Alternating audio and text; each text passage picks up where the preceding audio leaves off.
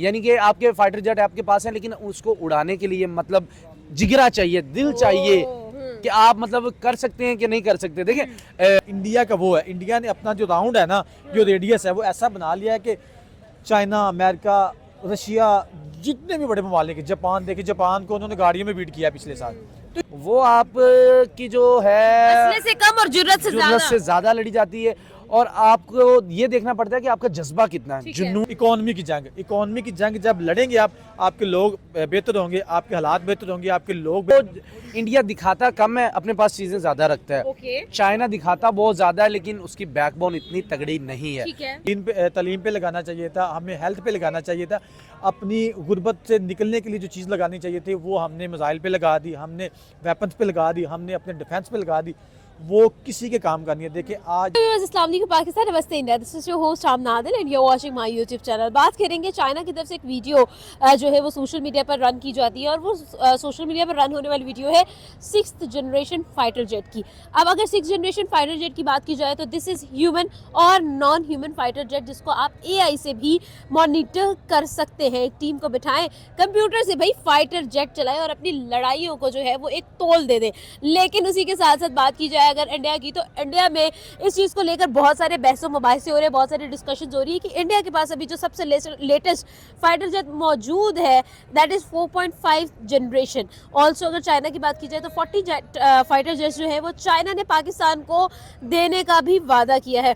In a longer run China और India की दोस्ती भी हो रही है, तो बहुत सारी चीजें एक साथ होती हुई नजर आ रही हैं। तो फाइटर जेट की जहां तक बात है तो इंडिया क्या पीछे रह गया है, या फिर ये इंडिया की प्रायोरिटी ही नहीं है? इंडिया इसरो में बहुत ज्यादा काम करता हुआ नजर आ रहा है, IT में इंडिया हब बनता हुआ नजर आ रहा है, और उसी के साथ साथ अगर देखा जाए तो इंडिया मेडिकल के अंदर बहुत ज्यादा सेल्फ सफिशिएंट हो चुका है, और ना सिर्फ सेल्फ सफिशिएंट हो चुका है बल्कि एक मेजर एक्सपोर्टर के तौर पर दुनिया में नजर आता है।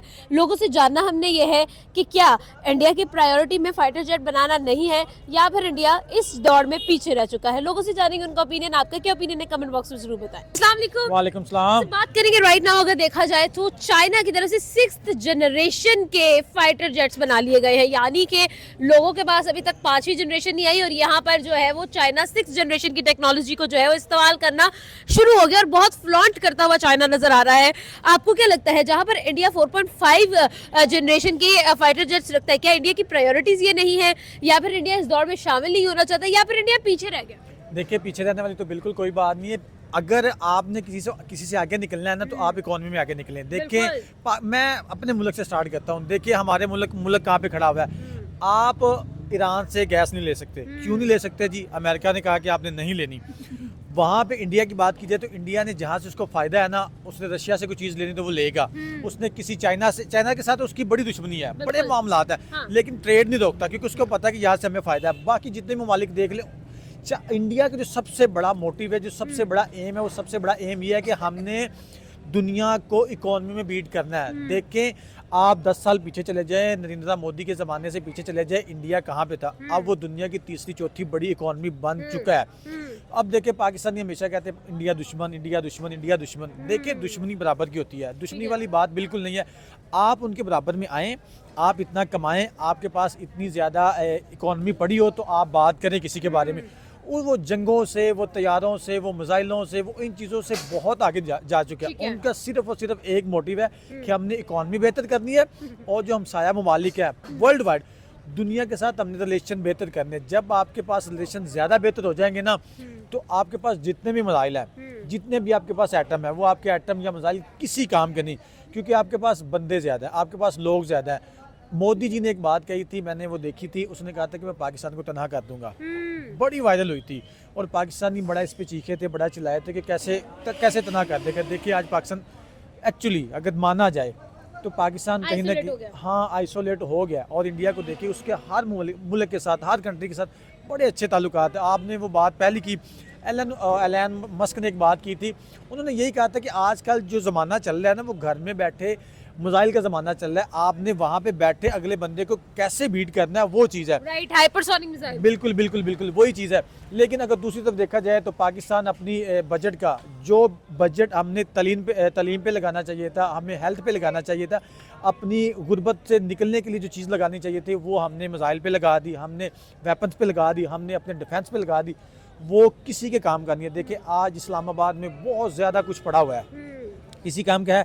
पिछले 70 सालों में वो बढ़ता जा रहा है, गुर्बत बढ़ती जा रही है, गुर्बत कम नहीं हो रही, ये चीज़ें बढ़ती जा रही हैं। तो उन चीज़ों का नहीं फ़ायदा जो कि इंडिया ने ये चीज़ें करके दिखाई। उन्होंने कहा कि भाई हम वो भी करेंगे आहिस्ता आहिस्ता, लेकिन वो एक सोच होती है ना, एक बंदे की सोच होती है कि मैंने लड़ना ही, वो हर वक्त पिस्टल या गन अपनी जेब में रखेगा। और दूसरे बंदे का ये होगा कि यार मैंने इस चीज़ से निकल के ना इससे ज़्यादा अच्छी गाड़ी में बैठना है, इससे ज़्यादा अच्छे कपड़े पहनने, इससे ज़्यादा बेहतर ताल्लुकात बनाने हैं। जब आपके बड़े बड़े लोगों के साथ ताल्लुकात हो जाएंगे तो वो गन लेके फिरता भी रहेगा ना, तो आपके राउंड में ना इतने ज़्यादा स्ट्रॉन्ग लोग होंगे कि आपको कभी मौका ही नहीं मिलेगा कि आप उस पर वार कर सके। इंडिया का वो है, इंडिया ने अपना जो राउंड है ना, जो रेडियस है, वो ऐसा बना लिया है कि चाइना, अमेरिका, रशिया, जितने भी बड़े ममालिक, जापान, देखिए जापान को उन्होंने गाड़ियों में बीट किया पिछले साल। तो ये असल चीज़ है, ये असल जंग है। जिस जंग में वो पड़ गया ना, वो जंग असल है, इकोनॉमी की जंग। इकोनॉमी की जंग जब लड़ेंगे आप, आपके लोग बेहतर होंगे, आपके हालात बेहतर होंगे, आपके लोग बेहतर होंगे। देखिए आज जितने भी बड़े वेयर हाउसेज हैं, आईफोन का ले लें, गूगल का ले लें, जो भी चीज़ है वहाँ पे सबसे ज़्यादा कौन है? इंडियंस है। बिल्कुल बिल्कुल। जो वो 6th जनरेशन फाइटर जेट्स की है, जिसके अंदर ह्यूमन और नॉन ह्यूमन एआई जेट्स बनाए जा रहे हैं। भाई ये है एक हाईएस्ट किस्म के और बहुत ही एलीट किस्म के फाइटर जेट्स जो कि अभी तक किसी के पास नहीं है। चाइना उसको फ्लेक्स करता हुआ नजर आ रहा है। अगर बात की जाए इंडिया की, तो इंडिया के पास अभी जो सबसे top of the list fighter jet है वो है 4.5 जनरेशन। और आपसे मेरा सवाल ये है कि सर क्या लगता है, चाइना की तरफ से ये जो फाइटर जेट्स बनाए जा रहे हैं, 5th generation fighter jets Pakistan को गिफ्ट किए जा रहे हैं, इंडिया को क्या इससे कोई खतरा है?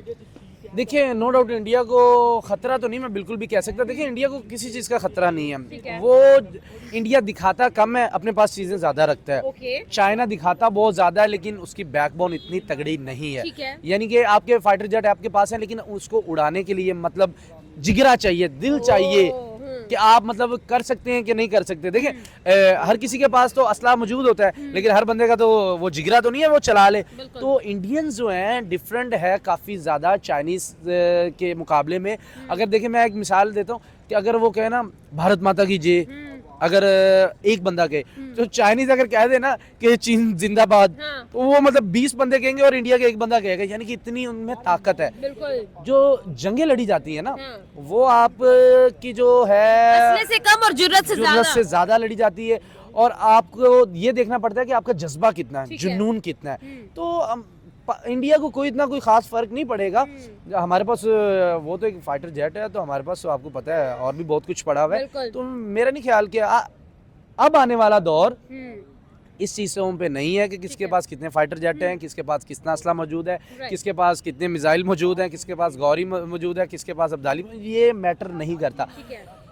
अब जंग है इकॉनमी की, अब जंग है आईटी की, अब जंग है आपकी यूथ की कि कौन आगे बढ़ सकता है, उनसे मुकाबला बिजनेस में कर सकता है। अब वो चला गया दौर, अब आपकी जंग है मैन्युफैक्चरिंग की। अच्छा तनवीर सर, मैं आपकी बात बिल्कुल फॉलो कर रही हूँ, लेकिन अगर देखा जाए तो इंडिया जहाँ पर स्पेस में आगे है, बहुत सारी डेवलपमेंट्स कर रहा है, बहुत सारी इनोवेशंस चल रही हैं, जहाँ पर आईटी के अंदर इंडिया हब बन चुका है। मेडिकल के लिए अगर हम बात करें तो फार्मेसी ऑफ द वर्ल्ड कहा जाता है इंडिया को। और अगर एजुकेशन की बात करें तो आपको और मुझे 100% पता है कि भाई इंडिया एजुकेशन में किस लेवल पर पहुंच चुका है। तो if everything is happening its way, तो एलॉन मस्क की तरफ से भी कहा जाता है कि भाई फाइटर जेट से ज्यादा बेहतर है कि हाइपरसोनिक मिसाइल्स पर काम किया जाए, और इंडिया हाइपरसोनिक मिसाइल्स में बहुत आगे निकल चुका है। तो आपको क्या लगता है कि क्या ओवरऑल इंडिया इन गेम है, या फिर इंडिया को अब भी अपनी आर्मरी पर और अपनी जो फाइटर जेट्स वाली जो दौड़ है उसमें आगे बढ़ना चाहिए? नहीं इन इंडिया आप ये सोचे ना कि देखिए चाइना का रीज़न क्या है, उसने मतलब अपनी जो एक्सपोर्ट है वो बहुत ज़्यादा बढ़ाई हुई है। तो इस तरह की चीज़ें उसको शो करनी पड़ती है अपने मुल्क की इकॉनमी के लिए। तो बट इंडिया इससे डिफरेंट है। इंडिया चीज़ें ज़रूर शो करता है, बट वो बड़े ख्याल से, बड़े तामुल से। आप देखें पाकिस्तान को दी है उन्होंने, गिफ्ट कर रहे हैं आपके बिकॉल, मुझे आइडिया नहीं, लेकिन वो उन्होंने गिफ्ट कर दिया 40 जेट्स कर दिए। तो इंडिया ने क्या किया इससे 7 दिन 8 दिन पहले, आपको पता है उन्होंने वियतनाम को बिल्कुल ब्रह्मोस मिसाइल दे दिया $700 मिलियन का। इससे पहले उन्होंने फिलीपीन को गिफ्ट किया है। आपको इस चीज़ का आइडिया है कि 8 से 9 माह पहले उन्होंने गिफ्ट किया है। तो वो और ये भी रशिया और इंडिया का ज्वाइंट वेंचर है। ठीक है। आप ये देखें ना कि चाइना अगर पाकिस्तान को दे रहा है तो फिलिपाइन के साथ ऐसे ही लगती है जैसे पाकिस्तान इंडिया की लगती ठीक है, है। वो दे दिया। वियतनाम की भी जंग चल रही है, आपको पता है, इस बात का आइडिया है कि चाइना के साथ चल रही है, उन्होंने भी उनको भी दे दिया। तो ये तो एक मतलब एक सिंपल सा है, या आप ना इसको इतना सोचें कि पाकिस्तान को दे दिया क्या होगा, वो भी तो दे रहे हैं, इंडिया वाले भी तो दे रहे हैं ना। तो इससे कोई मैटर नहीं है, मैटर अब इकोनॉमी का, मैटर आपकी जो है स्ट्रेंथ वर्थ पब्लिक का। बिल्कुल एग्जैक्टली, बिल्कुल। आपकी ये सारी चीजें मैटर करती है। अब वो दौर चले गए अब बिल्कुल कि आप कहें कि हम बॉर्डरों के ऊपर पड़ जाएं या हम वहां से उड़ाएं, वो हाँ। अब हर किसी के पास हर कोई फ्लेक्स करने के लिए फाइटर जेट्स रखता है, लेकिन कोई जरूरत नहीं है खास। देखें, अगर जरूरत पे काम आते तो बांग्लादेश को ना उड़ा देता इंडिया। बिल्कुल। सबसे बड़ी मिसाल हमारे पास पड़ी रिसेंट में, हाँ। तो उड़ा नहीं सकते थे, क्यों नहीं उड़ाया? क्योंकि उनकी ये जंग ही नहीं ठीक है, है। ये इकोनॉमी की वॉर है, ना कि तबाही की, ना कि लाशें उठाने की, ये नहीं है वो। ओके। अब दुनिया बहुत आगे निकल चुकी है और पाकिस्तान को भी निकलना चाहिए। हमने जैसे अफगानिस्तान के हमला किया, हमें भी इस चीज से सोचना चाहिए था कि यार बांग्लादेश ने पाकिस्तान कितना, ने भी बैक हमला कर दिया। वही कह रहा हूँ कि कितना ज्यादा बांग्लादेश ने इंडियंस को तंग किया, कितना ज्यादा, सब्र की इंतहा हो गई, लेकिन फिर भी उन्होंने कोई हमला नहीं और किया। चावल भी दे दिए। चावल भी दे दिए, बिल्कुल। 27,000 मेट्रिक टन।